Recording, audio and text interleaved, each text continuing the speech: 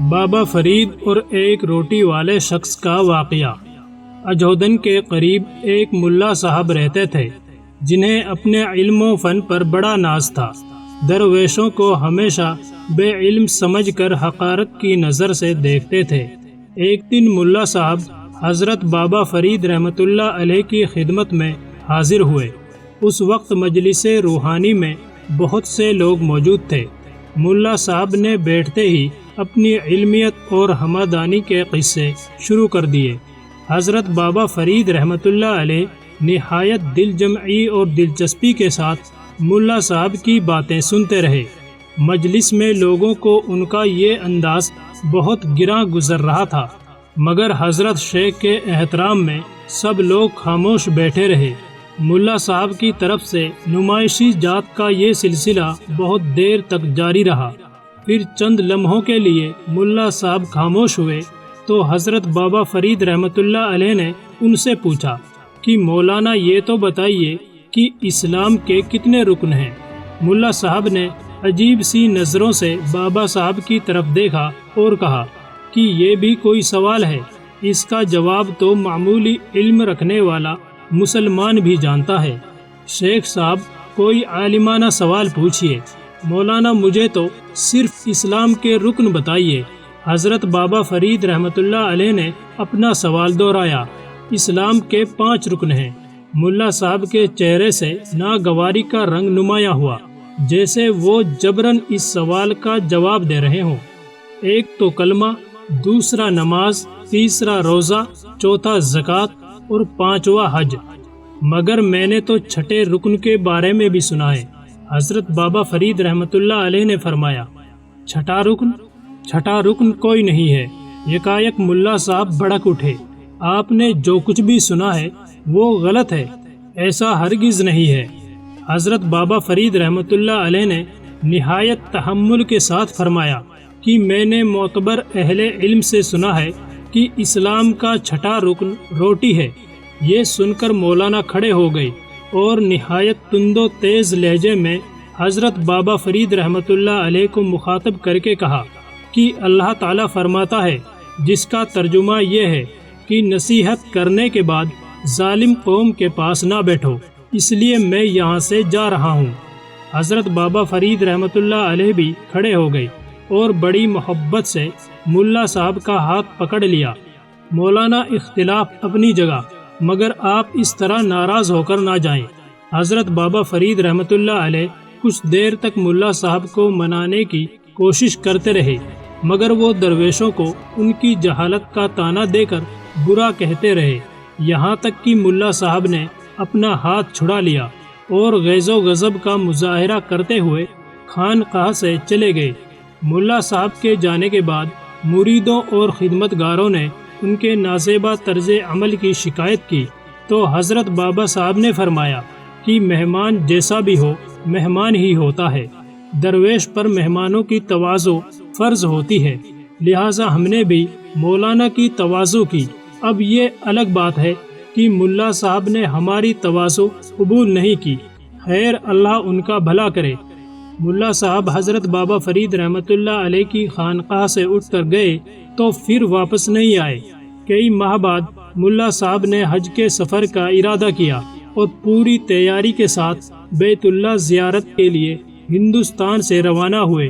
پھر مکہ معظمہ پہنچ کر حج کی سعادت سے مشرف ہوئے اور 7 سال تک وہیں قیام کیا۔ اس کے بعد وطن کی واپسی کے خیال سے جہاز میں سوار ہوئے۔ موسم صاف تھا اور خوشگوار بھی تھا۔ جہاز بڑی سبک رفتاری کے ساتھ سمندر کی سطح پر چلا جا رہا تھا کہ اچانک سخت طوفان آیا اور پورا جہاز تباہ ہو گیا۔ ملا صاحب ایک تختے پر بہتے ہوئے کنارے تک پہنچے، پھر پانی سے نکل کر خشکی میں آ گئے۔ عجیب ویرانی کا عالم تھا۔ ملا صاحب جہاں اترے تھے وہاں خشک پہاڑوں کا ایک سلسلہ دور تک چلا جاتا تھا، نہ درخت تھے نہ گھاس تھی اور نہ پانی کا کوئی چشمہ۔ ملا صاحب 3 دن بھوک اور پیاس کی حالت میں پہاڑ کے ایک غار میں بیٹھے رہے اور اچھے دنوں کو یاد کر کے روتے رہے۔ پھر دعا کے لیے ہاتھ اٹھا دیے کہ اے میرے پروردگار، میں کس عذاب میں پھنس گیا ہوں، مجھے اس آفت سے نجات دے۔ 3 دن بعد ایک شخص اچانک وہاں آیا جس کے سر پر ایک خوان تھا۔ اس نے آواز لگائی کہ میں روٹی فروخت کرتا ہوں، یہاں کوئی ضرورت مند ہے؟ آدم زاد کی آواز سن کر ملا صاحب کی جان میں جان آئی۔ 3 دن کے فاقوں نے ملا صاحب کو بہت کمزور کر دیا تھا، پھر بھی انہوں نے اپنے جسم و جان کی تمام طاقتیں سمیٹ کر اس اجنبی شخص کو پکارا، او بھائی میری طرف آؤ، آج اس دنیا میں مجھ سے زیادہ ضرورت مند انسان کوئی دوسرا نہیں۔ روٹیاں فروخت کرنے والا آدمی غار میں داخل ہو گیا اور ملا صاحب سے مخاطب ہوتے ہوئے کہا، آپ کو کتنی روٹی چاہیے؟ ملا صاحب نے بڑی حریصانہ نظروں سے اس شخص کی طرف دیکھا اور نہایت عاجزانہ لہجے میں کہنے لگا کہ بھائی میں ہندوستان کا بہت بڑا عالم ہوں، میں نے 7 حج کیے ہیں، مگر اچانک مجھ پر یہ مصیبت نازل ہو گئی ہے کہ میرا جہاز تباہ ہو گیا، میں 3 دن سے بھوکا اور پیاسا ہوں، میرے پاس روٹی بھی ہے اور پانی بھی۔ اس شخص نے کہا، مگر میرے پاس تو ایک بھی پیسہ نہیں ہے۔ اپنی مجبوریوں کا احساس کر کے ملا کی آنکھوں میں آنسو آ گئے۔ آپ کی مجبوری یہ ہے کہ روٹی خریدنے کے لیے پیسے نہیں، اور میری مجبوری یہ ہے کہ میں ایک دکاندار ہوں، ادھار کا کاروبار نہیں کرتا۔ اس شخص نے کسی رعایت کے بغیر صاف صاف ملا صاحب سے کہہ دیا۔ تب ملا صاحب چند لمحے کچھ سوچتے رہے، پھر اجنبی دکاندار سے بولے، کیا تم مسلمان ہو؟ الحمدللہ، دکاندار نے جواب دیا، میں صحیح العقیدہ مسلمان ہوں۔ ملا صاحب نے فوراً بھوکوں کو کھانا کھلانے کی فضیلت پر واعظ و نصیحت شروع کر دیا۔ دکاندار کچھ دیر ملا صاحب کی تقریر سنتا رہا، پھر بڑی صاف گوئی سے کہنے لگا کہ میں بھوکوں کو کھانا کھلانے کے ثواب سے واقف ہوں، مگر فی الحال آپ کو قیمت کے بغیر غذا اور پانی نہیں دے سکتا۔ یہ کہہ کر دکاندار جانے لگا۔ ملا صاحب نے چیخ کر کہا، تو بڑا بے رحم مسلمان ہے، ایک بے یار و مددگار انسان کی مجبوریوں کا مذاق اڑا رہا ہے۔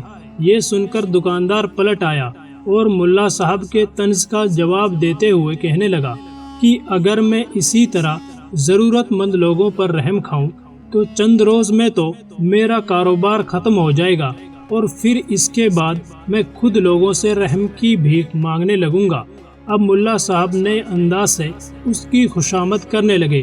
آخر دکاندار نے کہا، چلیے میں آپ پر رحم کھاتا ہوں، بس آپ مجھے اپنے 7 حجوں کا ثواب بخش دیں، میں اس کے بدلے میں آپ کو پانی اور روٹی دے دوں گا۔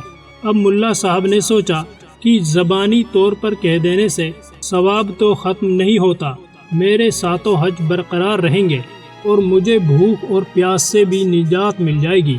یہ سوچ کر ملا صاحب نے دکاندار سے کہا کہ میں نے تجھے اپنے 7 حجوں کا ثواب دے دیا۔ یہ سن کر دکاندار نے ملا صاحب کے سامنے وہ کھانے والا برتن رکھ دیا۔ اس کے بعد ملا صاحب نے جی بھر کر کھانا کھایا اور سیر ہو کر پانی پیا۔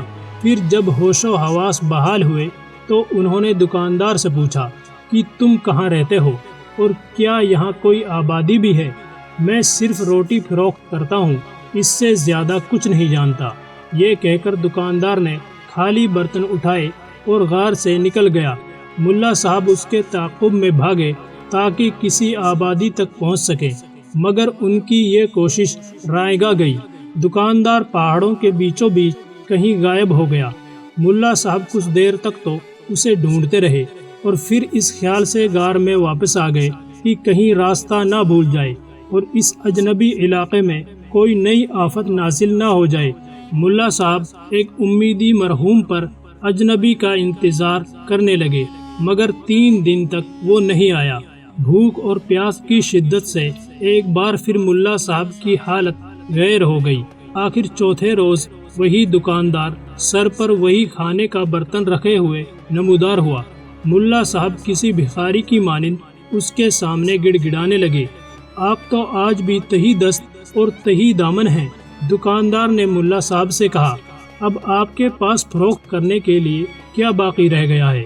میرے روزے باقی ہیں، ملا صاحب نے رقت آمیز لہجے میں کہا۔ دکاندار نے انہیں کھانا کھلا دیا اور ملا صاحب کے تمام روزوں کا ثواب لے کر چلا گیا۔ 3 دن بعد جب ملا صاحب بھوک اور پیاس کی شدت سے چیخنے لگے تو وہی دکاندار سر پر کھانے کا برتن رکھے پھر غار میں داخل ہوا اور پھر ملا صاحب کی زکوٰۃ کا ثواب بھی لے کر چلا گیا۔ ملا صاحب پھر بھوک اور پیاس کا شکار ہو گئے۔ چوتھے دن وہی شخص اسی انداز سے آیا اور تمام عمر کی نمازوں کا ثواب لے کر اس کے بدلے میں روٹی اور پانی دے کر چلا گیا۔ 3 دن کے وقفے کے بعد 5ویں بار وہی شخص غار میں داخل ہوا تو ملا صاحب اسے دیکھتے ہی چیخ چیخ کر رونے لگے۔ میں اپنی نماز، روزہ، زکوٰۃ اور حج تیرے ہاتھوں فروخت کر چکا، اب تجھے دینے کے لیے میرے پاس کچھ بھی نہیں ہے۔ اب تک آپ نے سارے وعدے زبانی کیے تھے۔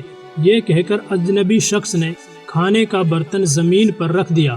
میں ایک کاغذ، قلم، دوات لے آیا ہوں، آپ نے جو کچھ بھی مجھے بیچا ہے اس کی تحریری سند مجھے دے دیجیے۔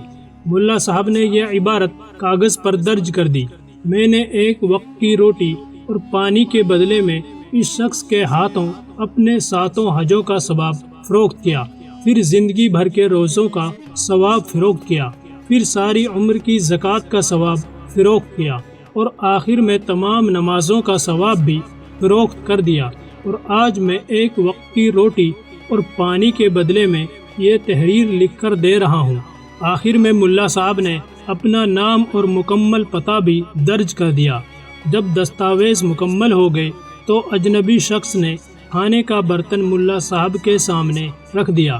ملا صاحب کھانے کے دوران یہ سوچ کر مضطرب ہو رہے تھے کہ آج کے بعد اجنبی شخص یہاں نہیں آئے گا، پھر چوتھے دن ملنے والی روٹی اور پانی کا آسرا بھی ختم ہو جائے گا۔ یہ خیال ملا صاحب کے لیے نہایت تکلیف دہ تھا۔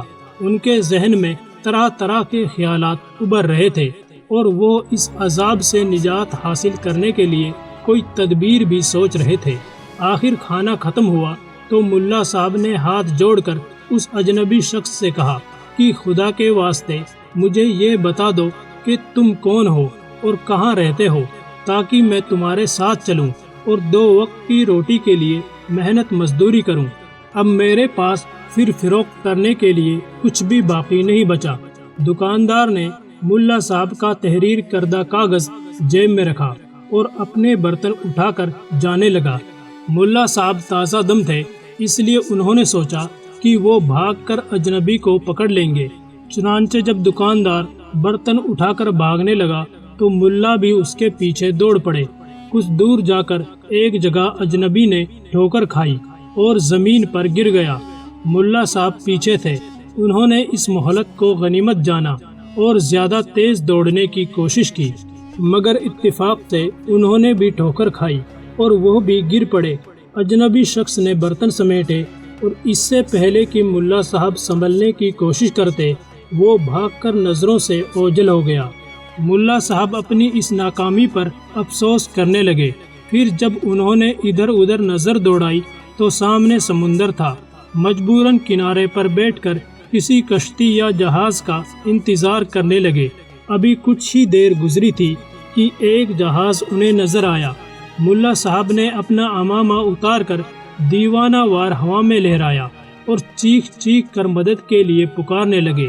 اتفاق سے جہاز کے کسی مسافر کی نظر ملا صاحب پر پڑی اور پھر اس کے ملاح نے جہاز کا رخ ساحل کی طرف موڑ دیا۔ خوش قسمتی سے یہ جہاز ہندوستان کی طرف جا رہا تھا اور اس میں ہندوستانی حاجی سوار تھے۔ جہاز کے مسافروں نے ملا صاحب کی خوب خاطر مدارت کی، یہاں تک کہ ملا صاحب بخیر و عافیت گھر پہنچ گئے اور بیوی بچوں سے مل کر بہت خوش ہوئے۔ پھر ایک دن ملا صاحب اپنی ریاضت و عبادت کا احوال سنانے کے لیے حضرت بابا فرید رحمۃ اللہ علیہ کی خدمت میں حاضر ہوئے۔ اس وقت حضرت شیخ رحمۃ اللہ علیہ کی خانقاہ میں بڑے بڑے علماء اور مشائخ بھی موجود تھے۔ ملا صاحب کو دیکھتے ہی حضرت بابا فرید رحمۃ اللہ علیہ ان کی تعظیم کے لیے کھڑے ہو گئے اور مجاز پرسی کرتے ہوئے فرمایا کہ آئیے ملا صاحب، آپ تو بہت دنوں بعد تشریف لائے، ہم تو ہمیشہ آپ کو یاد کیا کرتے تھے، آخر کیا وجہ تھی کہ اتنے عرصے تک آپ کا دیدار نہیں ہو سکا۔ ملا صاحب نے حضرت بابا فرید رحمۃ اللہ علیہ کی بات کا کوئی جواب نہیں دیا، بڑی بے دلی اور ناگواری کے ساتھ مصافحہ کیا اور حضرت بابا فرید رحمۃ اللہ علیہ کے قریب ہی بیٹھ گئے۔ ان کے بیٹھنے کا انداز بڑا متکبرانہ تھا۔ حاضرین مجلس کو ملا صاحب کی یہ ادا سخت ناگوار گزری۔ دیکھنے والوں کو محسوس ہوا کہ جیسے ملا صاحب حضرت بابا فرید رحمۃ اللہ علیہ کے ہمسر ہیں یا ان سے بھی زیادہ مرتبہ رکھتے ہیں۔ کئی علماء اور مشائخ نے چاہا کہ وہ ملا صاحب کو ٹوکیں اور ان سے کہیں کہ مسند سے اٹھ کر حضرت شیخ رحمۃ اللہ علیہ کے سامنے دست بستہ بیٹھیں، مگر حضرت بابا صاحب کے رعب و جلال کے باعث کسی کو اظہار کی جرت نہ ہو سکی۔ ہاں تو ملا صاحب، آپ نے بتایا نہیں کہ اتنے دنوں تک کہاں رہے؟ ہم تو آپ کے دیدار کو ترس گئے تھے۔ حضرت بابا فرید رحمۃ اللہ علیہ نے نہایت مشفقانہ لہجے میں فرمایا، میں یہاں ہوتا تو آتا۔ ملا صاحب نے انتہائی سخت لہجے میں جواب دیا، آخر پتہ تو چلے کہ آپ کہاں تشریف لے گئے تھے۔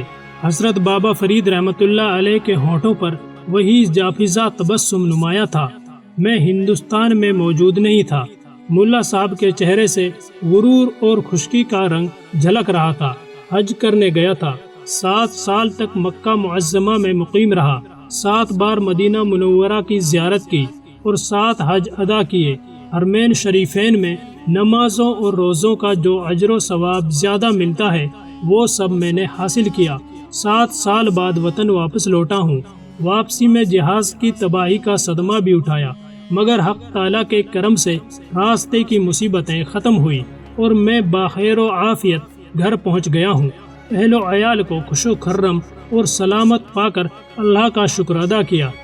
ملا صاحب کی روداد سن کر حضرت بابا فرید رحمۃ اللہ علیہ نے فرمایا کہ ملا صاحب، واقعی آپ بہت خوش نصیب ہیں۔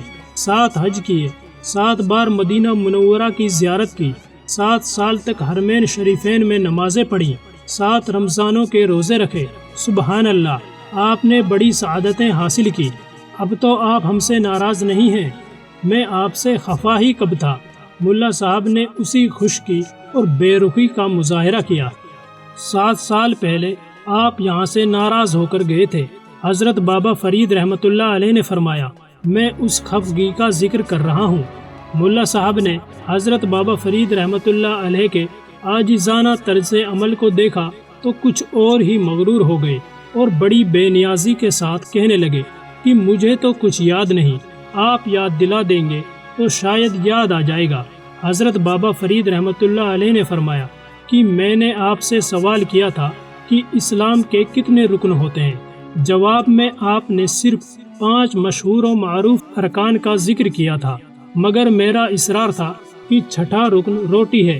آپ اسی بات پر خفا ہو کر چلے گئے تھے اور جاتے وقت آپ نے قرآن کریم کی یہ آیات مقدسہ بھی پڑھی تھی، جس کا ترجمہ ہے کہ نصیحت کرنے کے بعد ظالموں کے پاس نہ بیٹھو۔ تو گویا آپ نے تو ہمیں ظالم قرار دے دیا تھا۔ اس بات کا ہمیں بڑا صدمہ تھا، پھر بھی ہم آپ کو روزانہ یاد کرتے تھے۔ یہ سن کر ملا صاحب زور سے ہنسے۔ ان کی ہنسی کا انداز بھی مذاق اڑانے والا تھا۔ ہاں، مجھے یاد آیا، اب بھی میں یہی کہتا ہوں کہ درویش لوگ اپنی کم علمی کے سبب ایسی باتیں کہہ دیتے ہیں جو شریعت کے خلاف ہوتی ہیں۔ اسلام میں کوئی 6واں رکن نہیں ہے۔ مولانا صاحب، اگرچہ میں بے علم یا کم علم ہوں، مگر میں نے یہ بات کسی کتاب میں لکھی ہوئی دیکھی ہے۔ حضرت بابا فرید رحمۃ اللہ علیہ نے حاضرین مجلس سے کہا کہ میں کچھ دیر کے لیے تنہائی چاہتا ہوں۔ خلوت ہوتے ہی حضرت بابا فرید رحمۃ اللہ علیہ نے ایک کتاب ملا صاحب کے حوالے کر دی اور کہا کہ اسے ملاحظہ فرمائیے۔ ملا صاحب کی پیشانی پر بل نمایاں تھے۔ انہوں نے حضرت بابا فرید رحمۃ اللہ علیہ کے ہاتھ سے کتاب لے کر ورق گردانی شروع کر دی، پھر انتہائی ناگوار لہجے میں بولے کہ یہ کیا مذاق ہے؟ آپ نے مجھے کتاب دی ہے یا سادہ اوراق کا دفتر؟ اس میں کوئی تحریر تو کیا؟ کسی حرف کا بھی کوئی نشان نہیں ہے۔ مولانا آگے دیکھیے۔ حضرت بابا فرید رحمۃ اللہ علیہ نے فرمایا، ملا صاحب کتاب کی ورق گردانی کرتے رہے۔ ہر ورق سادہ تھا۔ اس سے پہلے کہ ملا صاحب پھر کسی مذاق کا ذکر کرتے یکایک ان کی نظر ایک عبارت پر پڑی۔ یہ وہی تحریر تھی جس میں ملا صاحب نے اپنی زندگی بھر کی عبادتوں کا ثواب ایک نان فروش کے ہاتھوں فروخت کر ڈالا تھا۔ ملا صاحب چند لمحوں تک حیرت و سکوت کے عالم میں بیٹھے رہے، پھر ایک زوردار چیخ ماری اور حضرت بابا فرید رحمت اللہ علیہ کے قدموں میں گر پڑے۔ شیخ، میں نے آپ پر بڑا ظلم کیا ہے۔ ملا صاحب رو رو کر اپنی زیادتیوں کا اعتراف کر رہے تھے۔ اٹھیے ملا صاحب، مجھے آپ سے کوئی شکایت نہیں ہے۔ حضرت بابا فرید رحمت اللہ علیہ نے محبت بھرے لہجے میں فرمایا، ایک معمولی سا اختلاف تھا سو وہ بھی آج ختم ہو گیا۔ ملا صاحب اپنے غرور و تکبر، جھوٹی شان اور جارحانہ روش سے توبہ ہوئے اور حضرت بابا فرید رحمت اللہ علیہ کی غلامی کا طوق اپنی گردن میں ڈال لیا۔ مرید ہونے کے بعد کسی نے انہیں بولتے نہیں دیکھا، جب تک زندہ رہے ہر وقت روتے رہتے تھے۔ تو عزیز دوستوں، حضرت بابا فرید رحمت اللہ علیہ کے سمجھانے کا یہ ایک بڑا خوبصورت انداز تھا اور آپ کی یہ ایک شاندار کرامت تھی۔ دوستو، ویڈیو پسند آئی ہو تو لائک ضرور کریں اور ایسی ہی ویڈیوز دیکھنے کے لیے چینل کو سبسکرائب کرنا نہ بھولیں۔ شکریہ۔